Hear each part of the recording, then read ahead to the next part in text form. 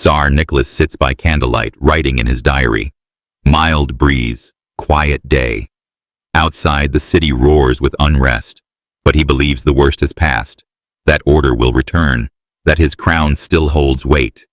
He doesn't know the storm is only just beginning, and that history will not remember him as a ruler, but as a warning. Nicholas Alexandrovich Romanov was born on May 18, 1868, or May 6th, if one follows the Julian calendar used in Imperial Russia. He would become the last emperor of Russia, the final link in a dynasty that had ruled for over 3 centuries. His full title was Grand and Absolute, Nicholas II, Emperor and Autocrat of all the Russias. He was also King of Poland, Grand Duke of Finland, and, centuries later, canonized by the Russian Orthodox Church as a Passion-bearer saint. But history remembers him for something else. His reign began in splendor and ceremony. He married for love, walked in the shadow of a powerful father, and inherited a vast empire stretching across continents. Over 130 million people lived under his rule. Russians, Tatars, Uzbeks, Jews, Balts, Armenians, Georgians, Germans. And yet, by the end of his reign, Russia was no longer an empire but a smoking ruin of war, revolution, and betrayal. Nicholas II ruled from 1894 until his forced abdication in 1917. Under his leadership, Russia lost a war to Japan, watched its people gunned down on Bloody Sunday, and entered the Great War disastrously unprepared. Behind palace walls, his son suffered from a secret illness, and a wandering Siberian mystic began whispering in the ears of the empress. To some, Nicholas was a loving father, a gentle man trapped in a brutal system. To others, he was a weak ruler who failed to see the storm approaching or act when it arrived. He never wanted to be a reformer, he wanted to be a czar. And in the end, that loyalty, to God, to tradition, to the crown, would cost him everything. The story of Nicholas II begins in peace. It ends in blood. Nicholas Alexandrovich Romanov was born into silence, the kind that fills palaces. He was the eldest son of Tsar Alexander III and Tsarina Maria Feodorovna, born Dagmar of Denmark. His mother was graceful, soft-spoken, and adored by the Russian people. His father was towering, stern, and distant. Between them, Nicholas often felt like a guest in his own family. His education was thorough but cold. He was taught by some of Russia's greatest scholars, languages, history, theology, military discipline. He spoke fluent French, German, and English, so fluently that an Oxford professor once mistook him for an Englishman. He had a remarkable memory, especially for dates and dynasties. But he was never a natural leader. He listened more than he spoke. Alexander III had no patience for liberal ideas. Democracy, he said, was poison. He never trained Nicholas to govern, only to obey. At 21, Nicholas became heir to the Russian throne. His duty, he was told, was to wait, quietly, politely, patiently. And yet, in quiet corners, Nicholas found joy. He loved horseback riding, dancing, shooting. He was kind, loyal, painfully shy. Not a general, not a reformer, just a gentle soul wrapped in imperial armor. His heart belonged to a tall, shy German princess, Alex of Hesse. They met as teenagers, and Nicholas fell quickly, deeply. He wrote in his diary, "My dream is to marry her. I have loved her since that summer." While the empire revolved around orders, armies, and alliances, Nicholas dreamed of love, family, and peace. But history doesn't reward simplicity.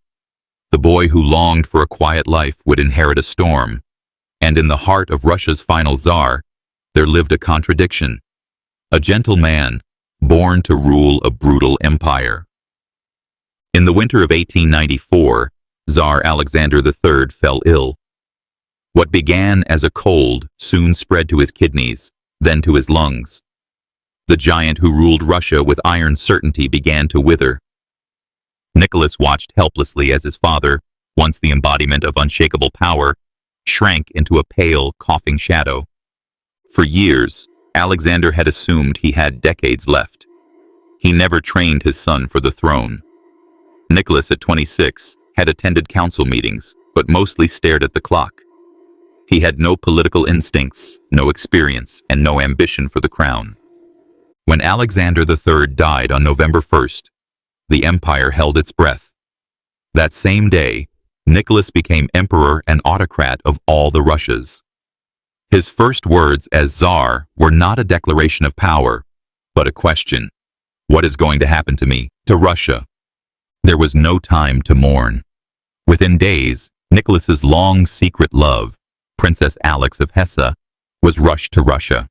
She was baptized into Orthodoxy, renamed Alexandra Fyodorovna, and prepared for marriage. The funeral and the wedding happened within weeks of each other. Nicholas wanted a small, private ceremony out of respect for his father, but the court insisted on grandeur. Russia had buried a Tsar. Now it needed to celebrate a new reign. To Alexandra, the wedding felt more like a continuation of a funeral. There was no reception, no honeymoon, only mourning veils, sacred oaths, and a new name that few in Russia could pronounce. Still, in the cold corridors of the palace, love flickered. On their wedding night, Alexandra wrote in Nicholas's diary, "Finally united, bound for life, and when this life is over, we will meet again, for eternity." The crown weighed heavy, and it had only just begun. It was May 1896. The year of mourning was over, and preparations for Nicholas II's coronation had begun. By ancient tradition, the coronation of a Russian Tsar could only take place in Moscow, the heart of empire, the city of holy rites and old ghosts. For 3 days, Moscow transformed into a theater of celebration. Flags waved, bells rang, prisoners were pardoned, taxes suspended. The streets pulsed with music, toasts, and prayer. Inside the cathedral of the Dormition, Nicholas stood solemnly under the weight of history. One by one, the sacred rituals unfolded. He anointed himself with holy oil, swore to uphold the autocracy, and placed the 4-kilo imperial crown upon his own head, as Catherine the Great had done. Then Alexandra was crowned as empress, kneeling at his side. But the joy outside was short-lived. A celebration was planned for the people in Kodinka Field, a vast meadow outside Moscow. Free beer, bread, sausages, and souvenirs were promised to the crowd. But poor planning, rumor, and desperation collided. On the night before the event, over 500,000 people had already gathered. At dawn, someone whispered that supplies were running out. Panic erupted. Tens of thousands surged forward. People were trampled, crushed into ditches, suffocated under feet and bodies. By the end of the morning, over 1,300 lay dead. Thousands more were wounded. Nicholas was devastated. He wanted to cancel the evening's festivities. But his advisors and his uncles urged him to attend the planned ball hosted by the French ambassador. And so he went. The people saw not a grieving Tsar, but a cold, uncaring sovereign. His reign had barely begun, and already the blood of his subjects stained the gilded edges of the crown. They called it a bad omen. It was. In the first years of their reign, Nicholas and Alexandra lived not as rulers of 130 million subjects, but as two people deeply in love, quietly overwhelmed. To outsiders, they seemed regal and composed. But behind palace doors, their world was small, tightly drawn, almost private. Nicholas adored his new wife. He wrote her letters daily, even when they were just rooms apart. She called him Nicky. He called her Sonny. To them, the empire was a distant storm. But the storm was approaching. Alexandra never fully became Russian in the eyes of the people. Born a German princess, raised in English courts, she struggled with the language and customs of her adopted homeland. In public, she appeared stiff, nervous, cold. Her shyness was mistaken for arrogance. And in a Russia where Germans were deeply distrusted, Alexandra quickly became a symbol of everything foreign. Court society rejected her. The people whispered, ministers groaned. Nicholas, meanwhile, was trying to rule as his father had, with autocratic authority and divine conviction. But the world had changed. Russia was industrializing. Ideas of revolution and democracy were rising. And the young Tsar was not his father. He avoided conflict. He disliked politics. He saw opposition not as something to manage, but as something to suppress. He believed in duty, not reform, in prayer, not politics. While the empire's great machine churned, Nicholas and Alexandra retreated inward, into family, letters, long walks, and the cocoon of love they built to shield themselves from a country they barely understood. But a ruler cannot hide forever. And soon, Russia would demand more than love, more than piety, more than lineage.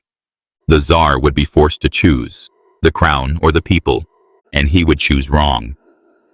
On August 12, 1904, after 4 daughters, Alexandra gave birth to a son. He was named Alexei. For the imperial couple, it was a miracle. At last, a male heir. A child destined to continue the Romanov dynasty.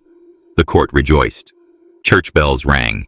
Cannons fired 301 salutes. Russia had its future. But within months, joy turned to dread. Alexei began to bruise. Small cuts wouldn't stop bleeding. When he fell, his joints swelled grotesquely. Doctors whispered, Alexandra cried, and Nicholas watched, helpless, as his son writhed in agony. The diagnosis: hemophilia, a disease that prevented blood from clotting. Incurable, hereditary, fatal. It was the family secret. No one outside their inner circle knew. To the public, Alexei was simply frail.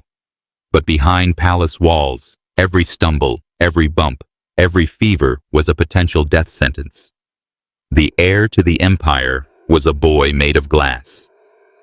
Desperate, Alexandra turned away from doctors. She turned to faith. And in 1905, she heard whispers of a man, a peasant mystic from Siberia, with wild eyes and healing hands. His name was Grigory Rasputin. When Alexei was near death, Rasputin came. He prayed.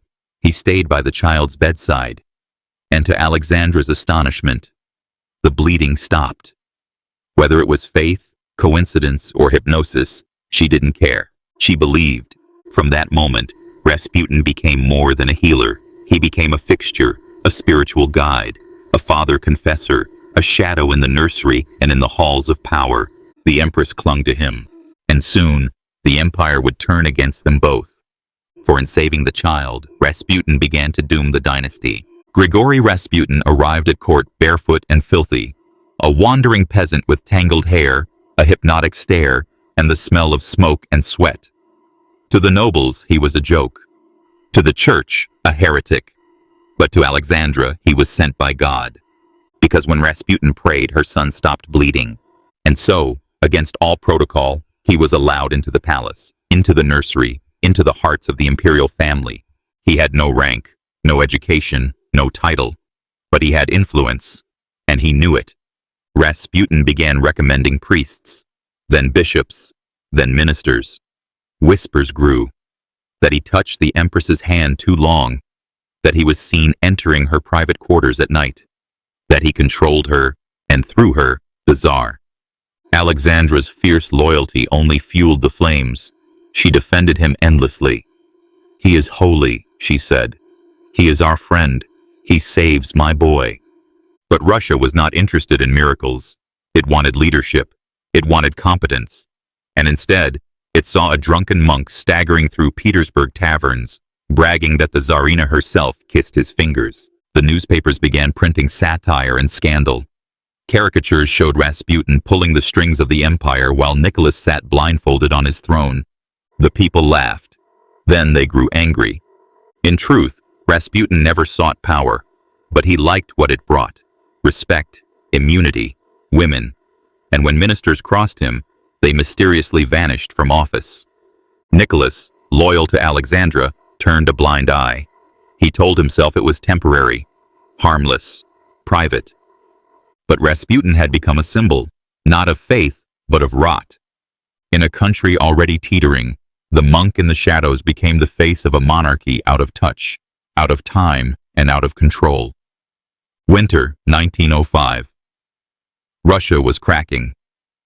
The war with Japan, meant to inspire national pride, had ended in disaster. The once mighty Russian fleet was annihilated, soldiers starved in the cold, and at home, The people seethed.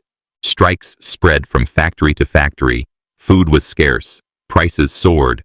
But Nicholas remained distant, convinced it would pass, that his people were loyal, even in hunger. Then came Sunday, January 22nd. In St. Petersburg, over 100,000 workers marched toward the Winter Palace. They carried no weapons, only religious icons, portraits of the Tsar, and a petition asking for help. Their leader was Father Georgy Gapon, a priest loyal to the throne. They sang hymns as they walked. Children clutched their mothers' hands. They believed the Tsar would hear them. Nicholas wasn't even in the city. At 2 p.m., the crowd gathered before the palace gates. Soldiers stood in formation. And then, without warning, without orders, the guns opened fire. Bullets tore through flesh and bone. Screams replaced hymns. People trampled each other trying to flee. Men, women, children, all fell. By day's end, over 90 lay dead. Hundreds more were wounded. The snow was soaked in blood. Russia would never be the same. The people had called out to their little father, and the answer had come in gunfire.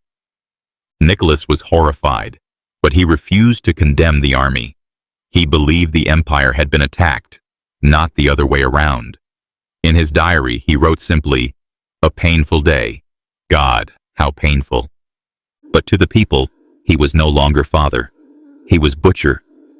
The myth of the benevolent Tsar shattered in a single afternoon. And though the revolution failed to overthrow him, it had already begun to destroy him. Shaken by Bloody Sunday and the strikes that followed, Nicholas had no choice. In October 1905, he signed a manifesto granting basic civil rights and allowing for a national parliament, the Duma.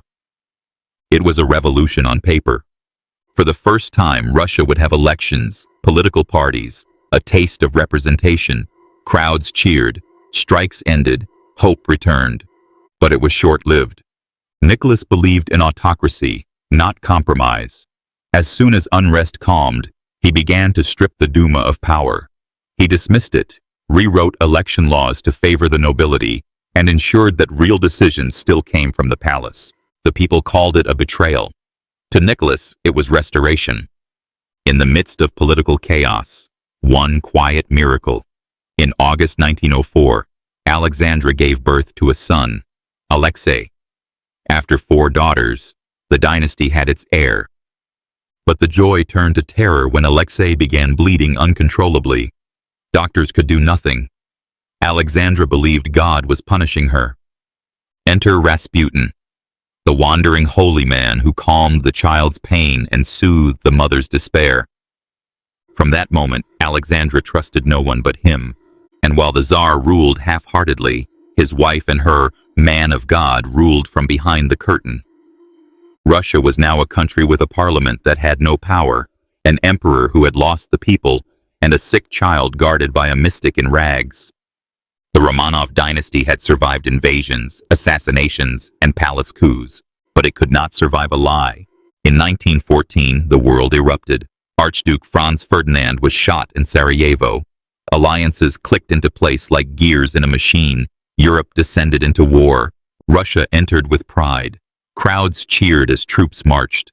Nicholas hoped war would unite the empire and redeem his throne. Instead, it exposed its weakness. The Russian army was vast but poorly equipped. Rifles were scarce. Ammunition ran dry. Soldiers marched barefoot in snow. Victories were few. Defeats, catastrophic. In 1915, Nicholas made a fateful decision. He took command of the army himself.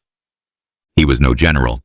By leaving for the front, he left Alexandra in charge of the government, and through her, Rasputin. Ministers came and went at Rasputin's whim. Scandals multiplied. Rumors of an affair between the empress and the monk spread like fire. The people stopped trusting the palace. The Duma begged Nicholas to return. Even nobles called for Rasputin's exile, or his execution. In December 1916, a group of aristocrats took action. They poisoned Rasputin, shot him, and drowned him. It was supposed to save the monarchy, but it was too late. Russia was starving. Cities froze without fuel. Soldiers deserted. Bread lines turned into riots. The once mighty empire stood on the edge. And the Tsar, isolated at the front, still believed he could fix it. But the ground beneath his empire was already crumbling. In February 1917, protests exploded in Petrograd. First, it was women demanding bread. Then workers joined. Then soldiers. The city slipped from imperial control. The Duma declared itself in charge. The Petrograd Soviet rose beside it. Power split. The palace lost its grip. Nicholas, still at army headquarters, received desperate telegrams. Come back. Do something. He waited. When he finally tried to return, the railways were blocked by mutinous troops. His generals begged him, abdicate, end this before Russia is torn apart. On March 15, 1917, Tsar Nicholas II signed away the crown. First in favor of his hemophiliac son, then, realizing Alexei would not survive, in favor of his brother, Michael. Michael refused, and with that, 304 years of Romanov rule ended. Nicholas returned not to a throne, but to house arrest. He was no longer Tsar of all the Russias, just Nicholas Romanov. Citizen, prisoner, father. At first, the Romanovs lived in relative comfort.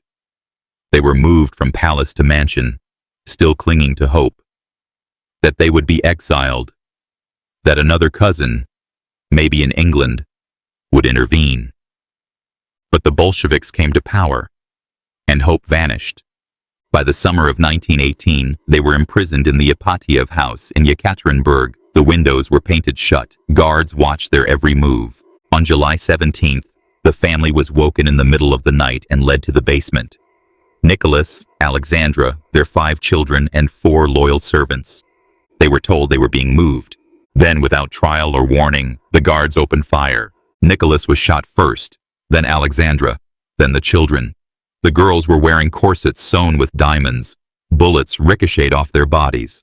The executioners used bayonets to finish the job. It was over in minutes. The bodies were burned, buried in shallow graves, doused in acid. Decades later, their remains were found and identified through DNA. Today, they are buried in St. Petersburg, canonized by the Russian Orthodox Church, honored by some, mourned by others. But nothing could change the truth. Nicholas II died not as a ruler, but as a man consumed by the world he could not control. The empire died with him, and Russia, bleeding, broken, and reborn, marched into the darkness of revolution.